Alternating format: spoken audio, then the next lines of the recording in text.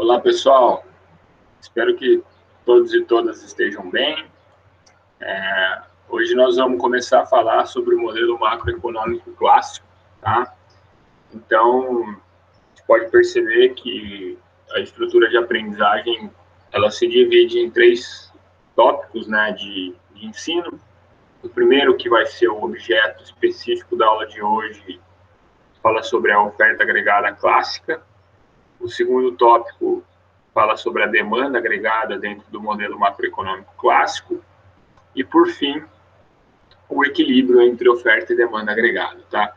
Então, antes de entrar especificamente no assunto da aula, a gente precisa lembrar que nós estamos trabalhando na macroeconomia, portanto, o tempo todo nós vamos nos preocupar em como são determinados os agregados macroeconômicos e como que eles variam ao longo do tempo, ou seja, como que eles evoluem ao longo do tempo. O modelo macroeconômico clássico, ele se preocupa muito em explicar como que é determinado o produto agregado, o que hoje nós conhecemos como PIB, Produto Interno Bruto de uma economia, e o nível geral de preços, né, que hoje ele é medido pelos índices indicadores de inflação. Né? Então, na aula passada, nós definimos essas medidas macroeconômicas, vocês vão ver que elas vão aparecer aqui no nosso modelo macroeconômico clássico, tá? E o segundo ponto importante é que, como o próprio nome diz, isso é um modelo, né, teórico, tá? Então, como todo modelo, são adotadas algumas simplificações, né, para que a gente possa compreender, dentro de uma estrutura teórica, o funcionamento do mundo real. Então, vocês vão ver que a gente vai adotar alguns postulados e algumas simplificações no desenvolvimento do modelo, tudo bem? Nas próximas aulas, a gente vai discutir, né, algumas quebras desses postulados, dessas simplificações, e o que essas quebras implicariam dentro do nosso modelo, tá? Então, o primeiro ponto muito importante é que os clássicos, né, o modelo macroeconômico clássico, ele tem foco total no lado da produção, tá? Tem até uma lei chamada Lei de Say, né, que foi um economista clássico, que fala que toda oferta gera sua própria demanda. Portanto, o foco de análise econômica deveria ser no lado da oferta, no lado da produção, tá? Então, o primeiro ponto, a gente precisa definir o que é oferta agregada.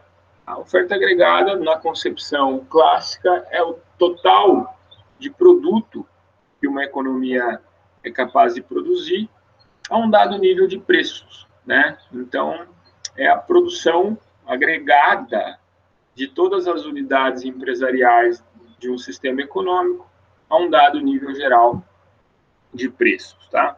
Então, percebam que essa definição de oferta agregada, ela nos leva, né, àquela concepção, aquela ótica, né, concepção do PIB sob a ótica da produção.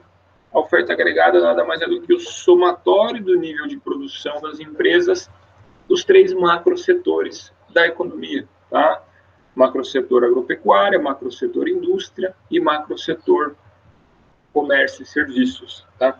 Portanto, a oferta agregada, a gente vai ver, ela deriva de uma função de produção agregada. Aquela mesma função de produção que a gente viu lá no começo da disciplina, né? A produção em função da disponibilidade dos fatores de produção e da tecnologia disponível, só que agora de uma maneira agregada. Agora, né, a gente precisa pensar em uma função de produção que abrange todas as empresas de um sistema econômico, tá? Portanto, a função de produção agregada vai ser o nosso start, vai ser o nosso princípio da análise. A gente entendendo como que as empresas escolhem o nível de produção a partir da função de produção agregada, a gente vai conseguir derivar a curva de oferta agregada no modelo macroeconômico clássico. Tudo bem? Dois postulados importantes aqui, para a gente se aprofundar um pouquinho mais na função de produção agregada. O primeiro postulado é o postulado de que as empresas operam em mercados organizados sob a forma de concorrência perfeita. Isso vai ser importante porque as empresas são tomadoras de preço no modelo macroeconômico clássico, ou seja, elas não têm poder de mercado, elas não têm poder de determinar preço, nem o preço de venda do produto, nem o preço que elas pagam pelos seus fatores de produção, tá? E o segundo postulado é um postulado de racionalidade dos agentes econômicos, tá? Então, esse é um postulado não só no modelo macroeconômico clássico, mas em muitos outros modelos econômicos que vocês vão aprender ao longo dessa disciplina e ao longo das outras disciplinas de economia que vocês vão ter, postulado de racionalidade dos agentes econômicos. Tá? Então, os agentes são racionais, portanto, tomam decisões ótimas. Né? Então, vocês vão ver que as empresas elas decidem o nível de produção com o objetivo de maximizar o lucro, os consumidores escolhem as suas cestas de consumo com o objetivo de maximizar a satisfação, né? E no caso do modelo clássico, vocês vão ver que os trabalhadores, eles escolhem, né, eles fazem a oferta de trabalho também com o objetivo de maximizar a utilidade deles, tá? Então, esses são dois postulados aí que a gente vai adotar para olhar para a função de produção agregada. Bom, aqui não tem muita novidade, pessoal. A gente já viu, né, o que é uma função de produção, portanto, eu não vou gastar muito tempo explicando para vocês algo que vocês já sabem. O único ponto é que a função de produção clássica ela é um pouquinho mais simples do que aquela que nós vimos no começo da disciplina. Ela é mais simples por quê? Porque o modelo macroeconômico clássico trabalha com apenas dois fatores de produção, capital e trabalho, tá? Então, a produção, né, o produto da economia em um dado período de tempo, um período T, ele é uma função, né, do estoque de capital disponível nesse mesmo período, da quantidade de mão de obra utilizada pelas empresas nesse mesmo período e da capacidade tecnológica, né, do conhecimento das técnicas de produção, né, da tecnologia de produção que as empresas têm nesse mesmo período, tá? Então, percebam que aquela função de produção com 4 fatores de produção, né, recursos naturais, capital, trabalho e capacidade empresarial, ela se resume a uma função de produção com apenas 2 fatores de produção, capital e trabalho, tá? Uma maneira menos simplificada da gente ver isso e mais realista é a gente imaginar que dentro do que os clássicos tratavam como estoque de capital estariam incluídos, né, os demais fatores de produção. Então, eu teria aí uma função de produção no qual a produção depende do conhecimento tecnológico, da quantidade de mão de obra disponível e dos demais fatores de produção que estariam incluídos no estoque de capital, tá? Bom, dois postulados aqui com relação à função de produção. Primeiro, a função de produção ela é crescente em K e em L. Isso significa dizer para vocês que incrementos na quantidade de capital ou incrementos na quantidade de trabalho, de mão de obra disponível, devem necessariamente aumentar o produto, a produção agregada da economia, tá? Isso é razoável a gente imaginar que se eu aumento o estoque de capital ou se eu aumento a quantidade de mão de obra disponível para as empresas vão produzir mais, tá? Esse é o primeiro postulado. O segundo postulado é um postulado de retornos constantes de escala. Isso vai ser importante, vocês já vão ver, a gente já vai ver por que isso vai ser importante, né? Primeiro vamos definir o que significa isso, tá? Retornos constantes de escala significa dizer que se a gente dobrar, por exemplo, a quantidade de capital e a quantidade de trabalho disponíveis em um dado momento do tempo, a produção, o produto da economia também deverá dobrar, né? Então, significa dizer que sempre que eu aumento os dois fatores de produção em uma proporção T, por exemplo, ou em uma proporção X, o produto agregado da economia aumenta nessa mesma proporção, tá? Essa é a ideia de retornos constantes de escala. na microeconomia, vocês vão ver que algumas funções de produção podem apresentar retornos constantes, como é o caso da função de produção agregada clássica, mas existem algumas funções de produção que apresentam retornos crescentes de escala e algumas funções de produção que podem apresentar retornos decrescentes de escala, tá? Eu vou deixar isso para a microeconomia. Por enquanto, a gente vai trabalhar com a ideia de retornos constantes de escala, tá? Bom, é importante a gente se ambientar com uma forma que os economistas adotam muito para analisar os modelos econômicos, que é dividir a economia em dois períodos, o longo prazo e o curto prazo, tá? No modelo macroeconômico clássico, no longo prazo, né, todos os fatores de produção e a tecnologia de produção, ou o estado de conhecimento da tecnologia de produção podem variar, tá? Então, no longo prazo, eu posso aumentar o estoque de capital, eu posso aumentar a quantidade de trabalho e eu posso ter alterações na capacidade tecnológica que eu tenho naquela economia, tudo bem? Então, no longo prazo, tudo pode ser alterado, tá?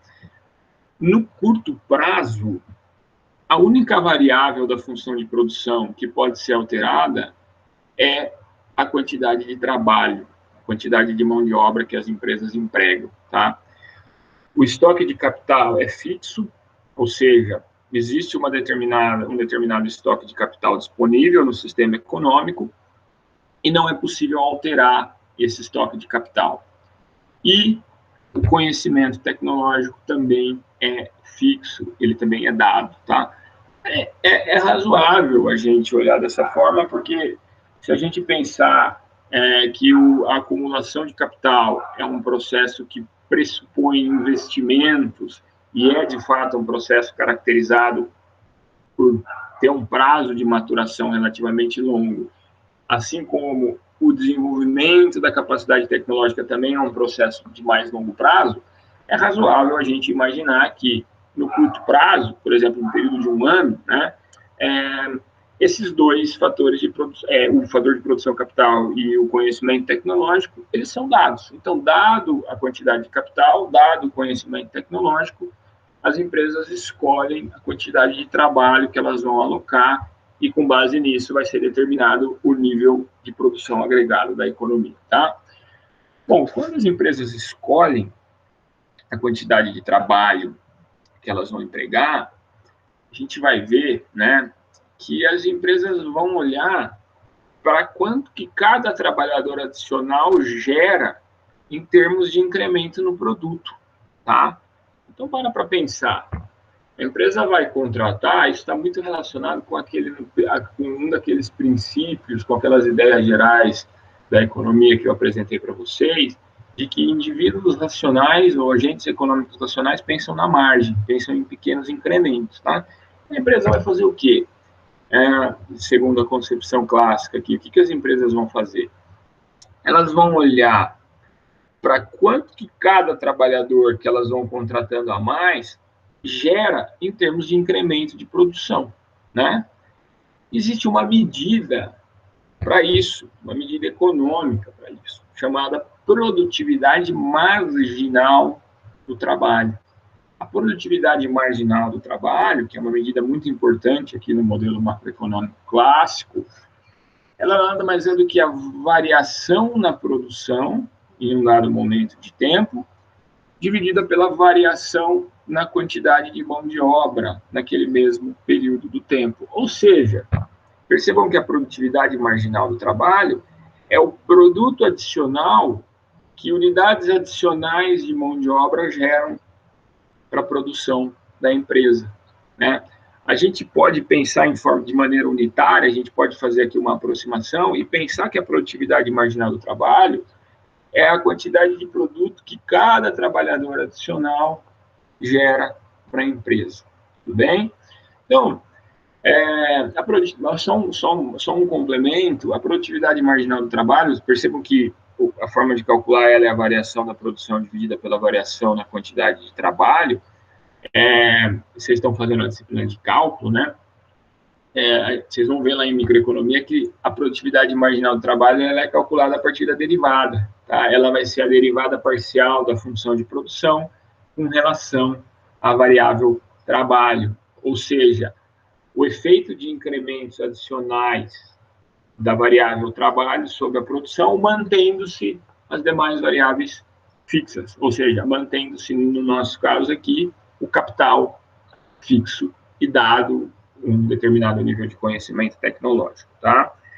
Produtividade marginal do trabalho, ela precisa ser positiva, tá? Então, incrementos do fator trabalho aumentam a produção. No entanto, né, como a gente assumiu que a função de produção tem retornos constantes de escala, quando eu mantenho o fator de capital, o fator de produção capital fixo, a produtividade marginal do trabalho, a partir de um certo ponto, ela vai começar a ser decrescente. Isso não significa negativa, tá? Isso significa que ela vai começar a crescer a taxas cada vez menores, né? Então, a gente sintetiza dizendo o seguinte: dado o estoque de capital e a capacidade tecnológica disponível nesse sistema econômico, os trabalhadores adicionais que as empresas contratam para operarem nos seus processos de produção, eles terão uma produtividade marginal cada vez menor a partir de um certo ponto. A esse fenômeno, né, de produtividade marginal do trabalho decrescente, alguns economistas batizaram como a lei dos rendimentos marginais decrescentes. Tá? A lei dos rendimentos marginais decrescentes, de uma maneira mais geral, ela nos diz que quando eu tenho um fator de produção fixo na função de produção, vai chegar a um ponto que incrementos do fator de produção variável vão gerar produtividade marginal cada vez mais baixa, tá? A ideia aqui, se a gente pensar, né, em uma empresa representativa com uma determinada quantidade de capital fixa, isso implica em dizer para vocês que conforme eu vou adicionando mais e mais trabalhadores, vai chegar em um ponto, eu vou começar a chegar perto do limite daquele capital disponível, né, e os trabalhadores vão começar a produzir cada vez menos, os trabalhadores adicionais. Por quê?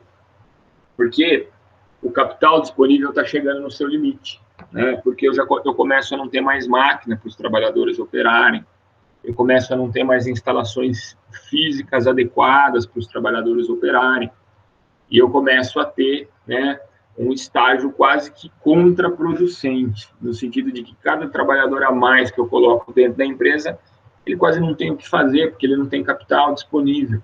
E, consequentemente, a produtividade que esses trabalhadores adicionais vão gerar, ela vai ser cada vez mais baixa, tá?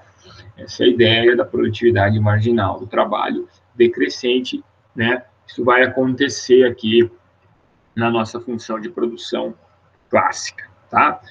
Vamos dar uma olhada graficamente como que a gente poderia representar a função de produção clássica, né, agregada.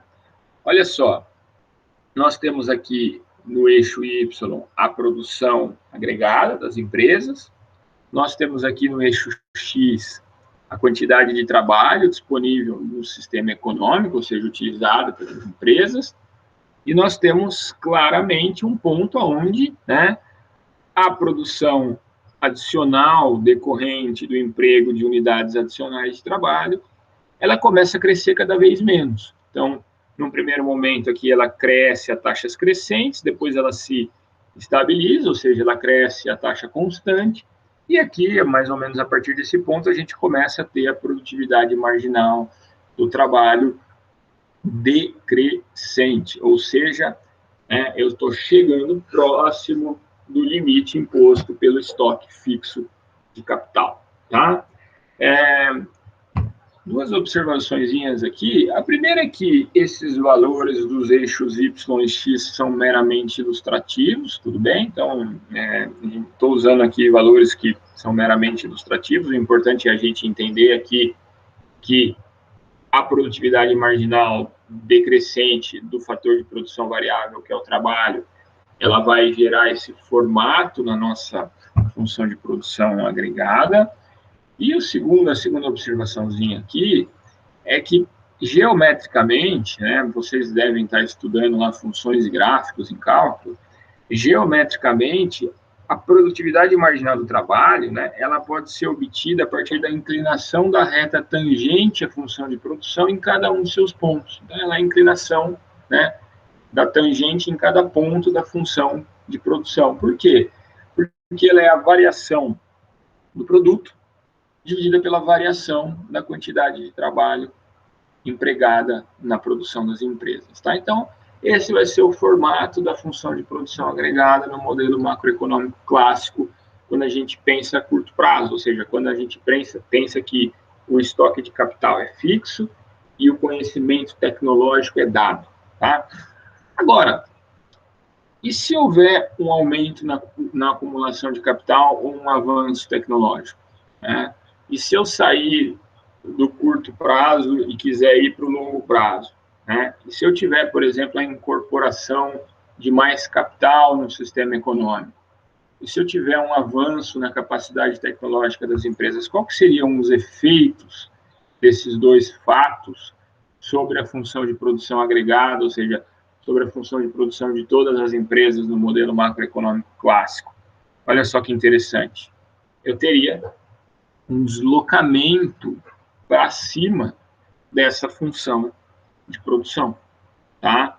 Ou seja, diante da mesma quantidade de trabalho que eu tinha antes, eu consigo obter produto maior, né? A produção agregada das empresas vai crescer, né? Diante da mesma quantidade do fator trabalho, tá? Então, isso significa dizer também que a produtividade marginal do trabalho, tanto a produtividade marginal quanto a produtividade média do trabalho, ela aumenta quando eu tenho a incorporação de um avanço tecnológico ou uma maior acumulação de capital no sistema econômico. Então, eu teria deslocamentos aqui da função de produção para cima, tá?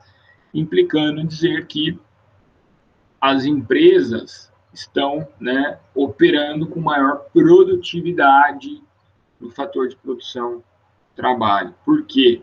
Porque agora elas ou têm mais capital disponível, né, uma maior acumulação de capital por trabalhador, ou elas têm um conhecimento tecnológico maior, né, um choque tecnológico positivo. Percebam que aqui a gente já pode começar a ter um insight importante, né, que é o seguinte: olha, se essa é a função de produção agregada das empresas do sistema econômico, né, se essa é a função de produção que agrega, né, a produção de todas as empresas, a gente já começa a perceber o tamanho da importância que o modelo macroeconômico clássico confere a choques tecnológicos positivos e maior acumulação do fator de produção capital. Porque, veja bem, eu consigo sempre deslocar a produção agregada, ou seja, aumentar a produção média por trabalhador, né, quando eu tenho choques tecnológicos. Né? Isso implica em dizer que a produtividade aumenta no sistema econômico quando há choques tecnológicos ou maior acumulação de capital. Tá? A gente ainda não sabe quanto que as empresas vão produzir. A gente vai ver isso em breve, tá? Qual que é o nível de produção que as empresas vão escolher. Vocês vão ver que no curto prazo isso vai depender das condições do mercado de trabalho, porque as empresas vão escolher uma determinada quantidade de trabalho, né? Então, as empresas vão empregar um determinado volume de trabalho e, a partir disso, elas vão, né, operar em um dado ponto dessa função de produção, e isso vai determinar, né, a produção, o produto agregado do sistema econômico, tá? Dado o estoque de capital e dado o nível de conhecimento tecnológico daquele momento. O que eu estou mostrando aqui para vocês é que a gente adota como premissa, a gente vai adotar como premissa um dado estoque de capital e um dado nível de conhecimento tecnológico, mas Quando a gente varia, seja o estoque de capital, seja o nível de conhecimento tecnológico, a gente tem deslocamentos. É como se a gente construísse novas funções de produção agregadas, dizendo, olha, agora as empresas conseguem produzir mais com a mesma quantidade disponível de mão de obra que elas estão empregando, tá? Ponto importante, muito importante, percebam que, apesar de eu deslocar a função de produção, eu continuo tendo a produtividade marginal do trabalho decrescente a partir de um dado ponto, tá? Ou seja, eu aumento a produtividade marginal do trabalho para todos os níveis de produção, no entanto, ainda assim eu continuo tendo, né, rendimentos marginais decrescentes. Por quê? Porque, veja bem, essa função de produção azul, ela indica a relação entre o produto agregado e a quantidade disponível de mão de obra, dado um determinado estoque de capital e um nível de conhecimento tecnológico. Essa função de produção vermelha, ela também representa a relação entre a produção agregada e a quantidade de trabalho, só que, e também, dado um determinado estoque de capital e um determinado conhecimento tecnológico, só que agora, ou o estoque de capital, ou o conhecimento tecnológico, ou ambos, é maior, ou são maiores, do que na função de produção azul, tá? Então, é como se eu tivesse em dois momentos diferentes analisando o mesmo sistema econômico, né? No primeiro momento, que é essa função de produção azul, né, eu tenho uma determinada relação entre trabalho e produto agregado, e em um segundo momento, ou seja, após um choque tecnológico, ou após um processo de acumulação de capital que aumentou a quantidade de capital disponível, eu tenho novamente, né, uma representação desse sistema econômico. Agora, né, mostrando que o sistema econômico se tornou mais produtivo, né? As empresas conseguem produzir mais diante da mesma quantidade de mão de obra que elas empregavam antes. Tudo bem? Bom, conforme eu adiantei para vocês, para a gente entender exatamente o nível de produção agregada que vai ser produzida dentro de um sistema econômico, nesse modelo clássico, usando essa função de produção clássica, a gente precisa entender quanto de mão de obra as empresas vão empregar, tá? Por quê? Porque, olha só, o capital é fixo, né? A tecnologia de produção é dada, né? O estado de conhecimento tecnológico. Isso não significa que eles sempre vão ser fixos, que o capital sempre vai ser fixo e que o conhecimento tecnológico sempre vai ser dado. Eu acabei de mostrar para vocês que choques de capital, de acumulação de capital e choques tecnológicos vão deslocando a função de produção. É como se eu estivesse analisando em momentos diferentes. Mas em um dado momento do tempo, sendo capital fixo e o estoque, a capacidade tecnológica fixa também, nós vamos descobrir quanto que vai ser o produto agregado da economia olhando para o mercado de trabalho, porque é o fator de produção que as empresas conseguem escolher. É o fator de produção que as empresas conseguem determinar a quantidade que vai ser utilizada nessa concepção clássica. Portanto, o modelo clássico necessariamente passa por um exame do mercado de trabalho. Isso vai ser assunto para o nosso próximo vídeo, tá? Então, no próximo vídeo eu vou explicar para vocês como que os clássicos entendiam as escolhas das empresas no mercado de trabalho, e aí a gente vai simplesmente verificar aqui, uma vez que as empresas escolhem, né, a quantidade de trabalho que vai ser utilizada no processo de produção, e vocês vão ver que, na verdade, essa escolha, ela deriva de um equilíbrio do mercado de trabalho, então, ela deriva das condições de oferta e demanda do mercado de trabalho. Então, dado o equilíbrio do mercado de trabalho, vai ter uma determinada quantidade de mão de obra que vai ser empregada pelas empresas, e essa quantidade de mão de obra empregada pelas empresas vai determinar o ponto específico da função de produção, ou seja, vai determinar o produto agregado da economia em um dado momento do tempo. Tudo bem? Então, para esse vídeo, a gente encerra aqui. No próximo vídeo, a gente fala um pouquinho mais sobre o mercado de trabalho no modelo macroeconômico clássico. Joia? Abraços a todos e todas. Espero que tenham gostado.